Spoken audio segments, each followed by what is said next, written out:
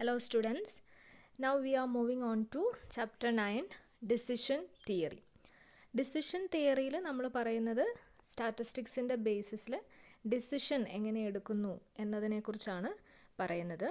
Appo nammal oru optimal aayittulla oru decision edukkunnathu eppolum enganeyirikkum rational choices inde basis ilana nammal optimal decisions edukkunnathu.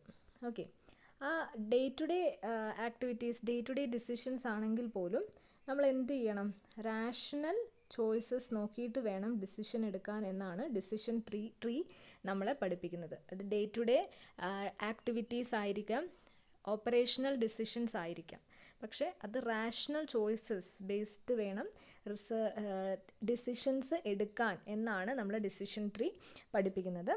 And decision tree is concerned with goal directed behaviour. അപ്പം നമ്മൾ decision എടുക്കുമ്പം അത് പല alternatives ഉണ്ട്. നമുക്ക് different കോഴ്സസിൽ നിന്നാണ് നമ്മൾ എന്ത് ചെയ്യുന്നത്, ഡിസിഷൻ എടുക്കുന്നത്. ഡിഫറെൻറ്റ് ഓൾട്ടർനേറ്റീവ് ഉണ്ട്, അതിൽ നിന്നാണ് നമ്മളൊരു ചോയ്സ് നമ്മൾ സെലക്ട് ചെയ്യുന്നത്. ആ ചോയ്സ് നമുക്ക് ബെസ്റ്റ് ആയിട്ടുള്ളതാണ് നമ്മൾ ചൂസ് ചെയ്യുന്നത്, ബെസ്റ്റ് കോഴ്സാണ് നമ്മൾ എടുക്കുന്നത്. ആൻഡ് ദിസ് ഔട്ട്കം അല്ലെങ്കിൽ നമ്മൾ സെലക്ട് ചെയ്യുന്ന ബെസ്റ്റ് കോഴ്സ് ഓഫ് ആക്ഷൻ എന്ന് പറയുന്നത് ഗോൾ ഓറിയൻറ്റഡ് ആയിരിക്കണം എന്നാണ് പറയുന്നത്. അപ്പം നമ്മുടെ ബിസിനസ്സിൻ്റെ ഒബ്ജക്റ്റീവ് സാറ്റിസ്ഫൈ ചെയ്യുന്ന ഏറ്റവും ബെസ്റ്റ് ആയിട്ടുള്ള ഡിസിഷൻ അല്ലെങ്കിൽ ഏറ്റവും ബെസ്റ്റ് ആയിട്ടുള്ള ചോയ്സ് സെലക്ട് ചെയ്യാൻ വേണ്ടിയിട്ട്, best course of action select ചെയ്യാൻ വേണ്ടിയിട്ട് നമ്മൾ യൂസ് ചെയ്യുന്ന ഒരു ടെക്നിക്കാണ് ഡിസിഷൻ ട്രീ എന്ന് പറയുന്നത്. അതിന് സർട്ടൻ എലമെൻറ്റ്സ് ഉണ്ട്. അപ്പോൾ ഡിസിഷൻ മേക്കിംഗ് പ്രോസസ്സിലേക്ക് പോകുന്നതിന് മുമ്പ് നമുക്ക് കുറച്ച് എലമെൻറ്റ്സിനെ പരിചയപ്പെടേണ്ടതുണ്ട്. So first one is decision maker. So as you all know, decision maker എന്ന് പറഞ്ഞാൽ ആരാണ്? The person who is responsible for the selection of best course of action. Decision എടുക്കേണ്ട ആളെയാണ് നമ്മൾ എന്ത് പറയുന്നത്, ഡിസിഷൻ മേക്കർ എന്ന് പറയുന്നത്. പല ഓൾട്ടർനേറ്റീവ്സ് അവൈലബിൾ ആണ്, അതിൽ നിന്ന് ഏറ്റവും ബെസ്റ്റ് കോഴ്സ് നമ്മൾ സെലക്ട് ചെയ്യുന്ന ആളെയാണ് നമ്മൾ എന്ത് പറയുന്നത്, ഡിസിഷൻ മേക്കർ എന്ന് പറയുന്നത്. Next one is alternative. Alternatives എന്ന് പറയുമ്പോൾ നമുക്ക് അവൈലബിൾ ആയിട്ടുള്ള പല ചോയ്സുകളെ കുറിച്ചാണ്. അപ്പം ഡിഫറെൻറ്റ് ഓപ്ഷൻസ് നമുക്ക് അവൈലബിൾ ആയിട്ടുള്ള ഡിഫറെൻറ്റ് ഓപ്ഷൻസിനെ കുറിച്ചാണ്. ഓപ്പൺ ടു ദ ഡിസിഷൻ മേക്കറിന് അവൈലബിൾ ആയിട്ടുള്ള ഡിഫറെൻറ്റ് ഓപ്ഷനുകളെ ആണ് നമ്മൾ എന്ത് പറയുന്നത്, ഓൾട്ടർനേറ്റീവ്സ് എന്ന് പറയുന്നത്. Next one is event.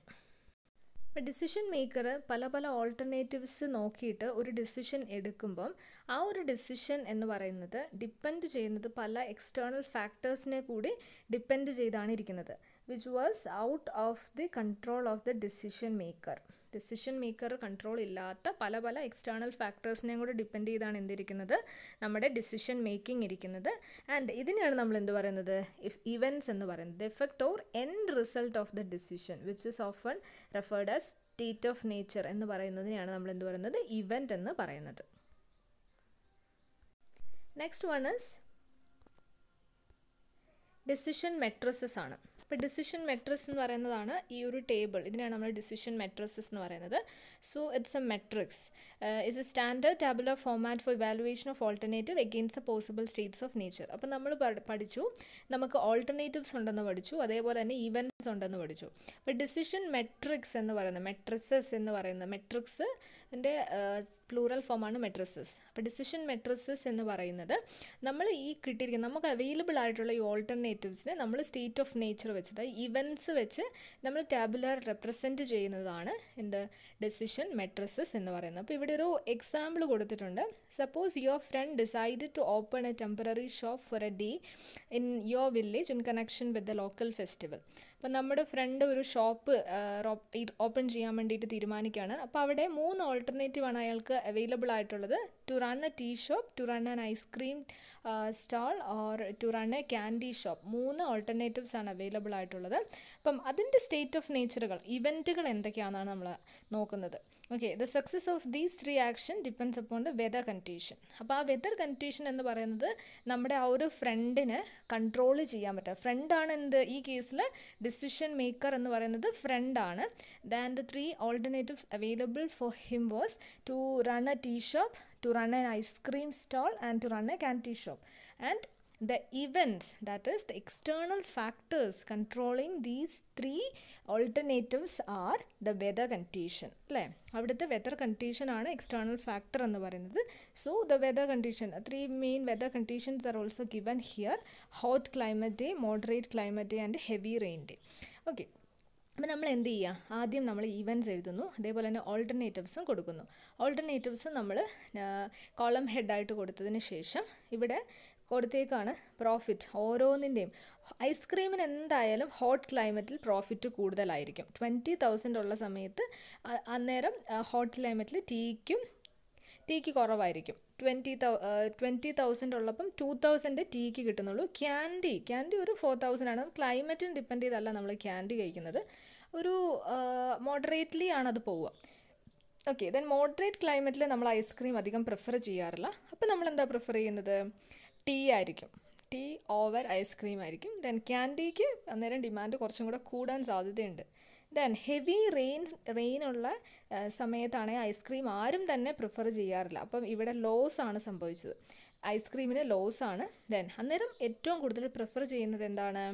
Tea ആണ് എല്ലാ ആളുകളും പ്രിഫർ ചെയ്യുക. സോ 10,000 അവിടെ പ്രോഫിറ്റ് പറയുന്നു. ക്യാൻഡി ഈസ് എറൗണ്ട് മോഡറേറ്റ് പ്രോഫിറ്റാണ്, 5,000 ആണ് ഉള്ളത്. അപ്പോൾ ഇവിടെ നമ്മൾക്ക് 3 ഓൾട്ടർനേറ്റീവ്സിലും ഡിഫറെൻറ്റ് ക്ലൈമറ്റിലുള്ളതാണ് നമുക്ക് തന്നിരിക്കുന്നത്. അപ്പോൾ നമുക്കിത് പ്രോഫിറ്റ് വെച്ച് അനലൈസ് ചെയ്തപ്പോൾ നമുക്ക് മനസ്സിലായി എല്ലാ ക്ലൈമറ്റിലും നമുക്ക് സ്യൂട്ടബിൾ ആയിട്ടുള്ള പ്രോഫിറ്റ് തരുന്നത്, ആവറേജ് പ്രോഫിറ്റ് തരുന്ന ഏതാണ്? ക്യാൻഡി ഷോപ്പാണ്. അപ്പം ഇവിടെയാണെങ്കിൽ നമ്മൾക്കിത് പ്രോഫിറ്റ് കൂട്ടുക 24,000 പ്രോഫിറ്റ് കിട്ടുമ്പോൾ 5,000 അവിടെ ലോസ് വരുന്നു. അപ്പോൾ ടോട്ടൽ ഇവിടെ എത്രയാണ്? ഇവിടെ ടോട്ടൽ 19,000 ആണ് വരുന്നത്. ഇവിടെ പ്രോഫിറ്റാണ് 15+, ഇവിടെ 17,000 ആണ് പ്രോഫിറ്റ് വരുന്നത്.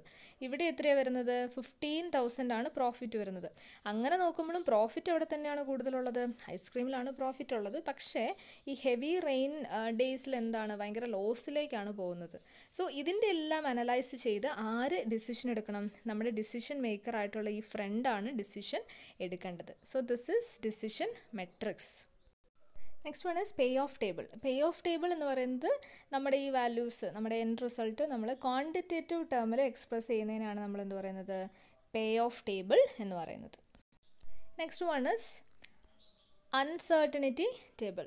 അപ്പോൾ നമുക്കറിയാം ഫ്യൂച്ചറിസ്റ്റിക് ആയിട്ടുള്ള എല്ലാ ഡെസിഷനും അൺസർട്ടൻ ആണ്. അപ്പോൾ നമ്മൾ നേരത്തെ ഫ്രണ്ട് ക്ലൈമറ്റ് ഹോട്ടായിരിക്കും എന്ന് വിചാരിച്ച് നമ്മൾ എന്ത് ചെയ്യുന്നു? ഐസ്ക്രീം സ്റ്റാർട്ട് ചെയ്യുന്നു. പക്ഷേ നമ്മൾക്ക് വിചാരിച്ച പോലെയല്ല, ക്ലൈമറ്റ് റെയിനി സീസണാണ്, റെയിനി ഡേയ്സ് ആണ് വരുന്നതെങ്കിൽ എന്ത് ചെയ്യും? അത് ഹ്യൂജ് ലോസിലേക്ക് പോയിക്കൊണ്ടേയിരിക്കും.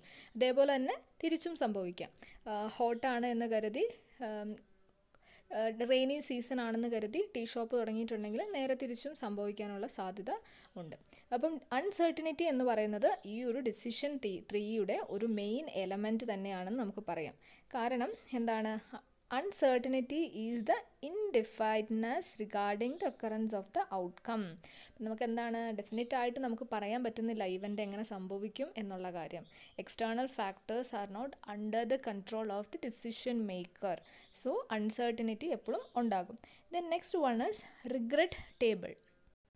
അപ്പം ഡിസിഷൻ മേക്കർ അയാൾക്ക് ഉണ്ടാകാൻ സാധ്യതയുള്ള പോസിബിൾ ലോസസ് മാത്രമല്ല അയാൾ കൺസിഡർ ചെയ്യുക, but also the possible regret, that is opportunity loss കൂടി കൺസിഡർ ചെയ്തിട്ടാണ് എന്തുണ്ടാക്കുന്നത്?